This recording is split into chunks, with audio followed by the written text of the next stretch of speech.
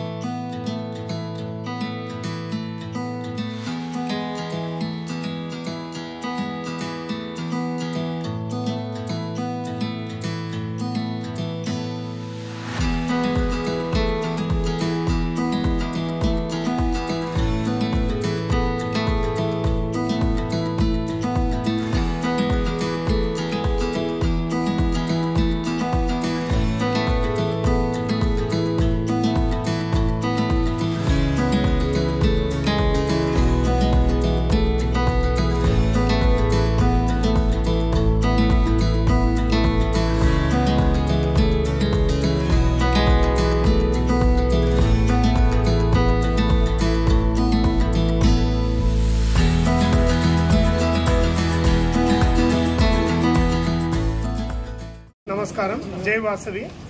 ఈరోజు కీర్తిశేషులు కొన్నిదేటి రోషయ్య గారి జయంతి సందర్భంగా నంద్యాల జిల్లా ఆర్యవైశ్య సంఘం ఆధ్వర్యంలో Bhavanasi Venkamma and Venkata Subbaiah charitable trust వారి సహకారంతో ఈరోజు గవర్నమెంట్ హాస్పిటల్ నందు గర్భిణీ స్త్రీ వార్డు నందు బ్రెడ్లు పండ్లు పంపిణీ కార్యక్రమం చేస్తున్నాము. వారు రోషయ్య గారు చేసిన సేవలు ఎన్నో ఉన్నాయి, వారి చెప్పలేనన్ని ఉన్నాయి.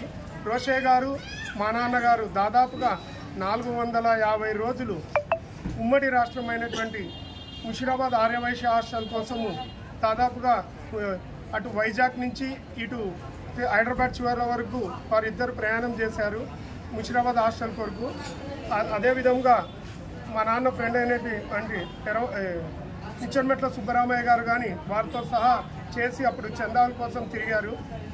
ఆ రోషయ్య గారి సేవకు ఎంతో ఇదైనాము. అందుకు వారికి ఈరోజు వారి గుర్తుగా నంద్యాల జిల్లా ఆర్యవైశ్య సంఘం భవనాసి వెంకమ్మ చారిటబుల్ ట్రస్ట్ మరియు వారి తరఫున ఈరోజు బ్రెడ్లు పంపిణీ కార్యక్రమం చేస్తున్నాం. జై వాసు.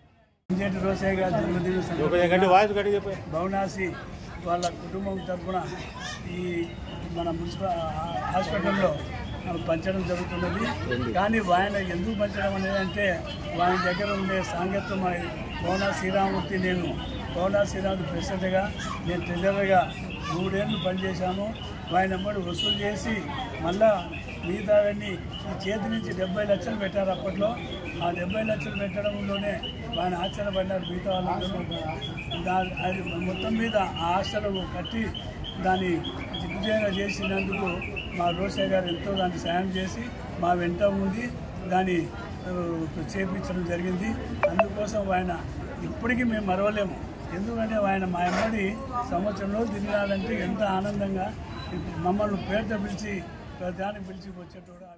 ఈనాడు నంద్యాల జిల్లా ఆర్యవైశ్య సంఘం నేతృత్వంలో ఒక మంచి ఉద్దేశంతో కీర్తిశేషులు మన ఆంధ్రప్రదేశ్ రాష్ట్ర మాజీ ముఖ్యమంత్రి వర్యులు, మరి గవర్నర్గా సేవలు అందించిన మహనీయులు, ఆర్యవైశ్యులకు ఎల్లవేళలా తన గుండెల్లో నింపుకున్నటువంటి వ్యక్తి.